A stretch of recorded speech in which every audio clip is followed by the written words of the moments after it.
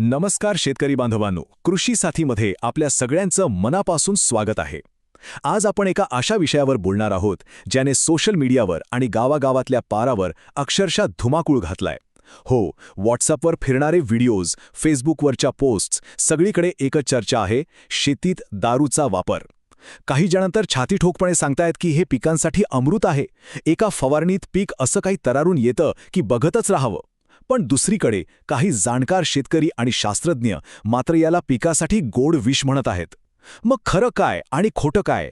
या देशी जुळाळामागचं विज्ञान नक्की आहे तरी काय? चला, आज या सगळ्या प्रश्नांची उत्तरं शोधूया आणि सगळं काही स्पष्ट करूया. पण हो, या विषयाच्या मुळाशी जाण्याआधी एक छोटीशी पण तितकीच महत्त्वाची विनंती. जर तुम्हाला शेतीबद्दल अशीच प्रामाणिक, सखोल आणि शास्त्रीय माहिती मिळवायला आवडत असेल तर एक क्षण थांबा आणि आपल्या कृषी साथी चॅनलला नक्की सबस्क्राईब करा. तुमचं एक सबस्क्रिप्शन आम्हाला तुमच्यापर्यंत योग्य आणि तपासलेलं ज्ञान पोहोचवण्यासाठी खूप मोठं प्रोत्साहन देतं. चला तर मग आता वळूया आपल्या आजच्या मुख्य विषयाकडे. हेच वाक्य सोशल मीडियावर फिरतंय. एका रात्रीत चमत्कार घडवणारे व्हिडिओ दाखवले जातात. आणि खरं सांगायचं तर हे ऐकून किंवा बघून कोणालाही मोह होईल नाही का? जो शेतकरी दिवसरात्र शेतात राबतो, घाम गाळतो, हजारो रुपये खर्च करतो, त्याला जेव्हा कोणी सांगतं की फक्त 100 रुपयात तुझं पीक रॉकेटसारखं धावेल, तेव्हा क्षणभर का होईना त्याचा विश्वास बसतोच. त्याला वाटतं, अरे वा, करून बघायला काय हरकत आहे? आणि याच एका आशेमुळे हा जादुई प्रयोग एकाकडून दुसऱ्याकडे वाऱ्याच्या वेगाने पसरतो आहे. पण इथेच सगळ्यात मोठा आणि महत्त्वाचा प्रश्न उभा राहतो. आपल्या डोळ्यांना जो तो हिरवेगारपणा दिसतोय, ती पिकाची खरी ताकद आहे की फक्त एक वरवरचा देखावा? हा खरंच एक यशस्वी प्रयोग आहे की आपल्या डोळ्यांची फसवणूक करणारा एक धोकादायक गैरसमज? आजच्या या विश्लेषणामध्ये आपण याच प्रश्नाचं उत्तर शोधणार आहोत, तेही पूर्णपणे वैज्ञानिक पुराव्यांच्या आधारावर, अनुभवांच्या आधारावर आणि तर्काच्या आधारावर. पण थांबा, कोणत्याही गोष्टीवर टीका करण्याआधी किंवा ती चूक आहे हे ठरवण्याआधी हे समजून घेणं खूप महत्त्वाचं आहे की आपले शेतकरी बांधव अशा प्रयोगांकडे का बरे वळतात. त्यांच्या मनात नक्की काय विचार चाललेला असतो? चला, आधी त्यांच्या दृष्टिकोनातून यामागची कारणं समजून घेऊया, कारण त्याशिवाय आपण या समस्येच्या मुळापर्यंत पोहोचूच शकणार नाही. पहिलं आणि सगळ्यात मोठं कारण म्हणजे पैसा, म्हणजे खर्च. अहो, फरक तर बघा. एका बाजूला आहे चांगला प्रमाणित ग्रोथ प्रमोटर, ज्यासाठी आपल्याला एकरी कमीत कमी 500 ते 1000 रुपये मोजावे लागतात. आणि दुसऱ्या बाजूला आहे दारूचा क्वार्टर, जो फक्त 80 ते 100 रुपयात कुठेही सहज मिळतो. साहजिकच आहे, जेव्हा खिशात पैसे कमी असतात आणि खतांचे, औषधांचे भाव गगनाला भिडलेले असतात, तेव्हा शेतकऱ्याला वाटतंच की जर 100 रुपयात काम होत असेल तर 1000 रुपये कोण खर्च करणार? हा आर्थिक दबावच त्याला अशा शॉर्टकट्ससाठी प्रवृत्त करतो. आणि दुसरं कारण जे या जुगाळाला आणखी आकर्षक बनवतं ते म्हणजे डोळ्यांना दिसणारा तात्काळ, अगदी जलद परिणाम. माणसाचा स्वभावच आहे, त्याला प्रत्येक गोष्टीचा रिझल्ट लगेच हवा असतो, नाही का? म्हणजे विचार करा, आज फवारणी केली की उद्या किंवा परवा लगेच फरक दिसायला लागतो.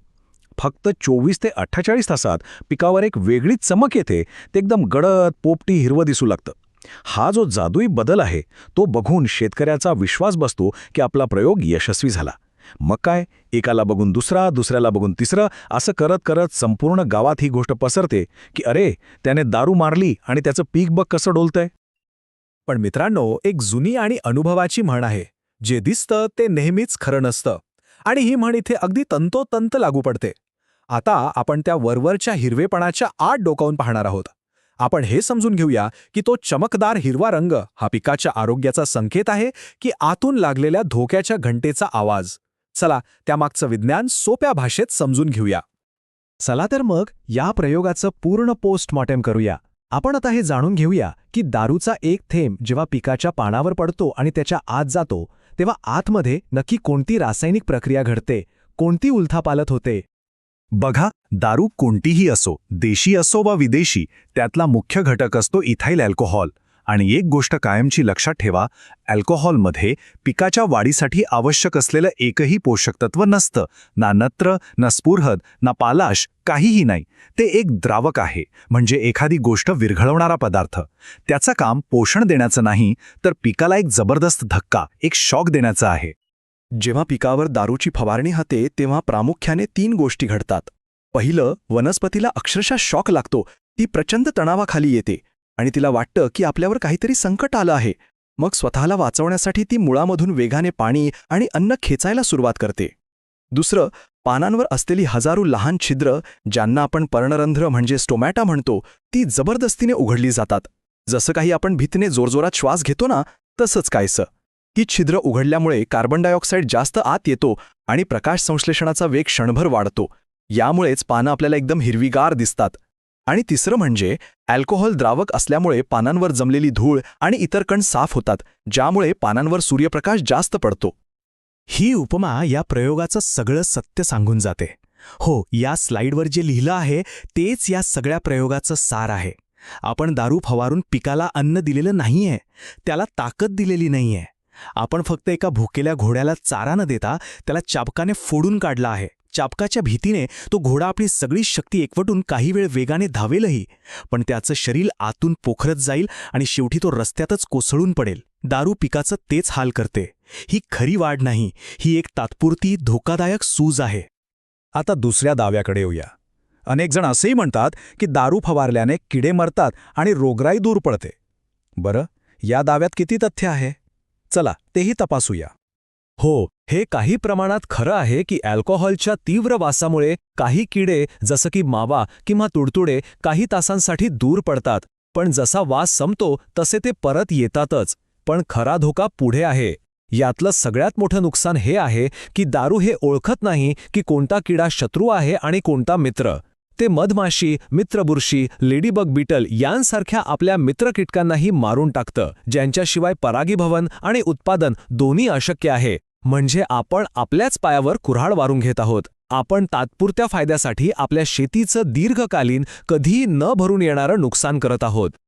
त्या सुरुवातीच्या 2 दिवसांच्या हिरवेपणाला भुलून जाऊ नका, कारण खरा खेळ तर काही दिवसांनंतर सुरू होतो.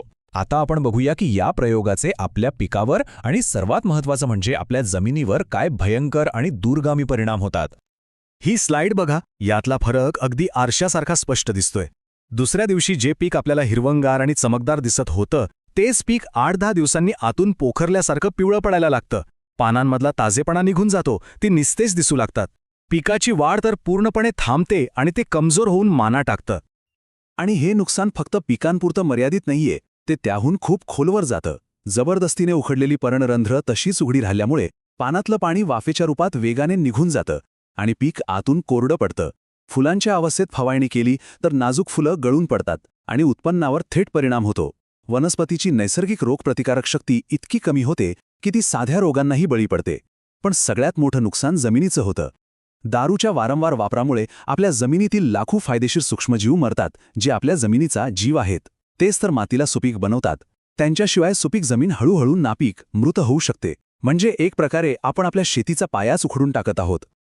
आणि एक गोष्ट कायमची लक्षात ठेवा, हे प्रमाण म्हणजे दगडावरची रेग समजा. 15 लिटरच्या पंपाला 30 ते 50 मिलीपेक्षा एक थेंबही जास्त नको. काही लोक उत्साहाच्या भरात जास्त टाकतात आणि त्यांना वाटतं की जास्त टाकला तर जास्त चांगला परिणाम येईल. पण तसं अजिबात नाही. यापेक्षा जास्त प्रमाण म्हणजे तुमचं पीक जळून खाक होऊ शकतं, अक्षरशः पानं करपून जातात. आणि सगळ्यात महत्त्वाचं, कोथिंबीर, जिरे, मिरची, टोमॅटो किंवा इतर कोणतीही वेलवर्गीय किंवा नाजूक पानं असलेली पिकांवर हा प्रयोग चुकूनही करू नका. त्यांची पानं खूप संवेदनशील असतात. अल्कोहोलच्या संपर्कात येताच ती पूर्णपणे जळून जाऊ शकतात आणि हातातोंडाशी आलेलं पीक क्षणात नष्ट होऊ शकतं. तर मग ह्या धोकादायक जुगाडाला पर्याय काय आहे? जर आपल्याला पिकाची वाढ चांगली करायची असेल, त्याला हिरवंगार ठेवायचं असेल, तर काय करायला हवं? चला, आता आपण अशा काही वैज्ञानिक, सुरक्षित आणि परवडणाऱ्या पर्यायांबद्दल बोलूया, जे आपल्या पिकांना खरी ताकद देतील, केवळ पोकळ आभास नाही. तुमच्या समोर 3 उत्तम आणि सुरक्षित पर्याय आहेत. पहिलं, NPK 19-19-19 सारखी विद्राव्य खतं. हे पिकाचं खरं आणि संतुलित अन्न आहे, दिखावा नाही, खरं पोषण. दुसरं, ह्युमिक ॲसिड. हे मुळांचा विकास करतं, जमिनीची सुपीकता वाढवतं आणि झाडाचा पाया मजबूत करतं. विशेष म्हणजे हे अनेकदा दारूपेक्षाही स्वस्त मिळतं. आणि तिसरं आहे जिब्रेलिक ॲसिड, जे एक प्रमाणित वैज्ञानिक ग्रोथ प्रमोटर आहे, ज्यावर तुम्ही डोळे झाकून विश्वास ठेवू शकता, कारण ते खास पिकांसाठीच बनवलेलं आहे. ही स्लाइड म्हणजे आपल्या संपूर्ण चर्चेचा सारांश आहे. बघा, एका बाजूला आहे दारूचा जुगाड, जो देतो बनावट वाढ, मोठा धोका आणि आपल्या जमिनीचं कधीही न भरून निघणारं नुकसान. तर दुसऱ्या बाजूला आहे वैज्ञानिक पद्धत, जी देते खरी शाश्वत वाढ, पिकासाठी सुरक्षितता आणि आपल्या जमिनीचं आरोग्य. आता निवड आपल्या हातात आहे. त्यामुळे हा प्रश्न आपण सगळ्यांनी स्वतःला विचारणं गरजेचं आहे. आपल्याला आपल्या शेतीसाठी काही दिवसांचा खोटा हिरवेपणा हवा आहे की वर्षानुवर्षे टिकणारं जमिनीचं आरोग्य आणि त्यातून मिळणारं भरघोस उत्पादन? आपल्याला तात्पुरता मोह हवा आहे की दीर्घकाळ टिकणारी समृद्धी? उत्तर अगदी सोपं आहे. जुगाड नाही, विज्ञान स्वीकारा. आता मला तुमच्याकडून ऐकायचंय. जर तुम्ही कधी तुमच्या शेतात असा प्रयोग केला असेल किंवा तुमच्या गावात तुमच्या मित्राने शेजाऱ्याने हा प्रयोग केलेला पाहिला असेल तर तुमचा अनुभव कसा होता? चांगला की वाईट? सुरुवातीला काय दिसलं आणि नंतर काय झालं? तुमचा अनुभव खाली कमेंटमध्ये आम्हाला नक्की सांगा, कारण तुमचा एक अनुभव आपल्या हजारो शेतकरी बांधवांना एका मोठ्या नुकसानीपासून वाचवू शकतो. चला, एक समुदाय म्हणून एकमेकांना मदत करूया. मला आशा आहे की या सविस्तर माहितीनंतर दारूच्या फवारणीबद्दलचे तुमचे सर्व गैरसमज दूर झाले असतील. शेतीबद्दल अशीच अचूक आणि वैज्ञानिक माहिती मिळवण्यासाठी कृषी साथी चॅनलला सबस्क्राईब करायला अजिबात विसरू नका. पुन्हा भेटूया एका नवीन आणि माहितीपूर्ण विषयासोबत. तोपर्यंत काळजी घ्या. जय हिंद, जय किसान.